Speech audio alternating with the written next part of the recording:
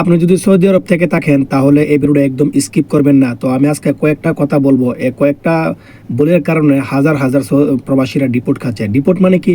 Deport মানে হলো জোর করে, মানে সৌদি সরকারে দেশে পাঠিয়ে দেয়, শ্রমিককে জোর করে দেশে পাঠিয়ে দেয়। তো আমি আজকে এই বিষয়ে কয়েকটা কথা বলবো। এই কয়েকটা বিষয়ের কারণে, কয়েকটা কারণে হাজার হাজার সৌদি প্রবাসীরা মানে ডিপোর্ট খাচ্ছে। তো কেউ ভিডিওটা স্কিপ করবেন না। প্রথমে যে ভুলটা এইটা হলো, দেখেন আপনার ইকামা থাকে এক কোম্পানির, আর আপনি আপনার এই ইকামা নিয়ে কাজ করেন আরেক জায়গার মধ্যে। যখন আপনি কোম্পানির ইকামা নিয়ে অন্য কোম্পানির ইকামা নিয়ে আরেক কোম্পানির মধ্যে কাজ করেন, তাহলে যখন ওই কাজের মধ্যে যখন আপনি ধরাত পড়বেন, এক কোম্পানির ইকামা নিয়ে আরেক কোম্পানির মধ্যে কাজ করলে আপনি যখন কাজের মধ্যে ধরাত পড়বেন, তখন পুলিশে ইকামা দেখে বুঝতে পারবে যে আপনার এই যে ইকামার যে যে কাজের যে ইয়াটা এইটা হলো অন্য কোম্পানির। তখন পুলিশে কি করবে, জেলখানাত নিয়ে আপনার ইকামার মধ্যে ডিপোর্ট মেরে দেবে।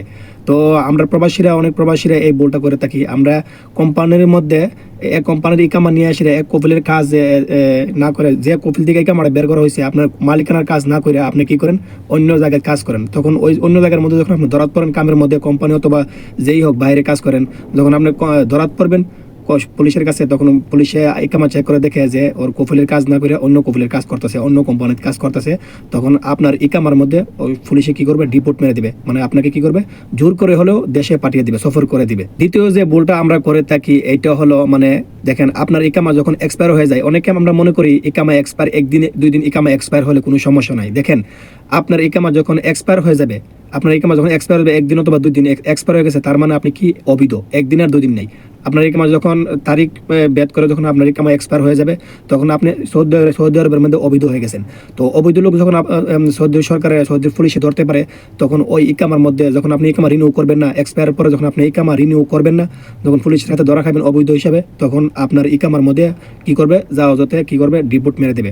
ডিপোর্ট মানে কি, মানে হলো আপনাকে জোর করে দেশে পাঠিয়ে দেওয়া হবে। তো তৃতীয় যে ভুলটা এইটা হলো, মানে মাদক ব্যবসা, তারপর মানে মারামারি করা। এটা করলে সৌদি সরকারের হাতে যখন আপনি ধরা পড়বেন মাদক ব্যবসা নিয়ে, তারপর বিভিন্ন ধরনের ড্রিঙ্কস, তারপর মাদক ব্যবসা, মারামারি, এগুলোর মধ্যে যখন আপনি ধরাত পড়বেন, তখন কি করবে, পুলিশের হাতে ধরাত পড়লে ওই সময়ের মধ্যে যদি আপনি পুলিশের মধ্যে ধরাত পড়েন, তাহলে আপনার ইকামার মধ্যে ডিপোর্ট মারবে।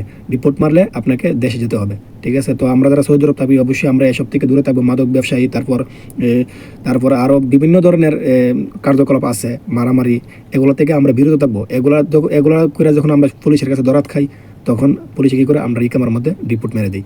চতুর্থ যে কথাটা বলবো এইটা হলো, দেখেন মানে আমরা যারা সৌদি আরব আছি, আমরা অনেকে জরিমানা খাই ইকামার মধ্যে যখন জরিমানা খাই, ফাইন আসে, তখন ওই ফাইন যখন আপনি দেবেন না, 1 মাস চলে গেছে, 2 মাস চলে গেছে, আপনার একটা জরিমানা আসছে, আপনি ওই 1 মাস 2 মাস চলে গেছে, আপনার জরিমানাটা দিচ্ছেন না, তখন দ্বিতীয়বার যখন আপনার পুলিশের কাছে যখন আপনি ধরাত পড়বেন, তখন ওই পুলিশে দেখবে যে আপনার ইকামার মধ্যে জরিমানা আছে, তখন কি করবে, পুলিশে আপনাকে ডিপোর্ট মেরে দিবে। ঠিক আছে? তো আমরা যারা ইকামার মধ্যে জরিমানা আছে, আমরা অবশ্যই জরিমানা আসার 1 মাসের ভিতরে আমরা এই জরিমানাটা দিয়ে দিব। না হলে দ্বিতীয়বার যদি আমরা পুলিশের কাছে মানে ধরা খাই, তাহলে আমাদের ইকামার মধ্যে ডিপোর্ট মেরে ওরা দিয়ে দিবে। তারপর আমরা যে দেশে যেতে বাধ্য হওয়া লাগবে। শেষে যে কথাটা বলবো এইটা হলো, দেখেন আপনি 8 বছর 10 বছর টাকা জমিয়ে, আপনি অনেক কষ্ট করে টাকা জমিয়েছেন, একদিনই সব শেষ হয়ে যাবে, এটা তো কোনো কথা না। তো আমি ভিডিও শেষে একটা কথাই বলবো, আমরা যারা সৌদি আরব আছি অবশ্যই আমরা সাবধানতা মানে নিয়ে চলবো।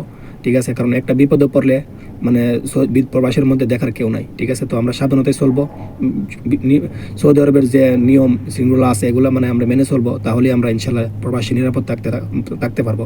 তো ভিডিওটা ভালো লাগলে সবাই লাইক করবেন, সাবস্ক্রাইব করবেন। আর আমি থাকি সৌদি আরব তাবুক।